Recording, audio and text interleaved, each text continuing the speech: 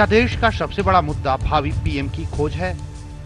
क्या बढ़ती महंगाई, बेरोजगारी, किसानों के सवाल जैसे मुद्दे इसी में समाहित हो गए हैं? क्या ये मान लिया गया है कि जो देश का अगला पीएम होगा वह इन समस्याओं का खात्मा कर देगा?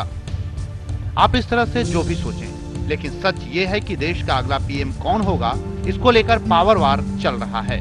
नीतीश कुमार को नरेंद्र मोदी से खतरा है, तो बीजेपी को नीतीश कुमार की ऐसी आइडियोलॉजी पसंद नहीं आ रही, जिसमें बीजेपी के साथ रहकर उसके स्टार नेता नरेंद्र मोदी को ही खारिज कर रहे हैं।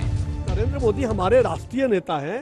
नरेंद्र मोदी एक अच्छे कुशल मुख्यमंत्री के रूप में उभरे हैं।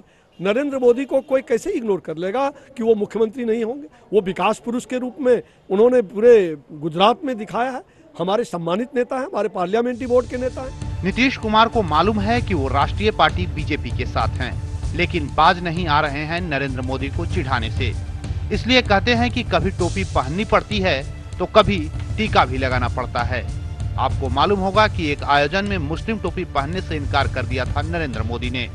नरेंद्र मोदी के विरोध का मुस्लिम वोट बैंक की राजनीति से जुड़ा है। आरजेडी सांसद रामकृपाल यादव तो कहते हैं नीतीश कुमार, लालकृष्ण आडवाणी और नरेंद्र मोदी की धारा में फर्क नहीं है।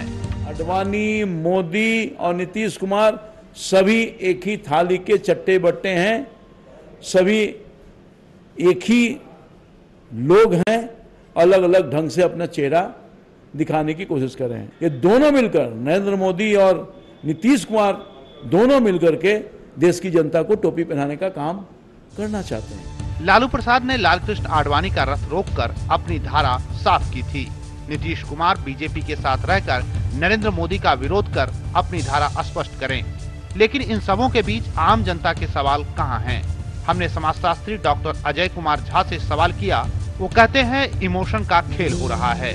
हमारे राजनीति की त्रासदी है कि हम लोग कभी भी जो गहरी बातें हैं, जो खास करके आम जनता को सीधे सीधे अफेक्ट करती हैं, बजाय उसके हम लोग स्लोगन्स पर हम लोग ज़्यादातर जाते हैं। और वैसे स्लोगन्स जो इमोटिव स्लोगन्स होते हैं, कम्युनलिज्म जो है, कास्टिज्म जो है, ये सब इमोटिव स्लोगन, मतलब जिससे इमोशनली आप चार्ज हो जा सकते हैं। राजनीति में पार्टियां सबसे ज्यादा मूर्ख किसे बनाती है, ये आपको मालूम है। लोकतंत्र क्यों मूर्खों का शासन कहा जाता है, इस पर भी बहस की जरूरत नहीं। महंगाई बढ़ रही है वैसे ही जैसे राजनीति में विचारधारा का दिखावा। पटना से आर्यन न्यूज के लिए कैमरामैन सिंधु मनीष के साथ प्रणय प्रियमवत की रिपोर्ट।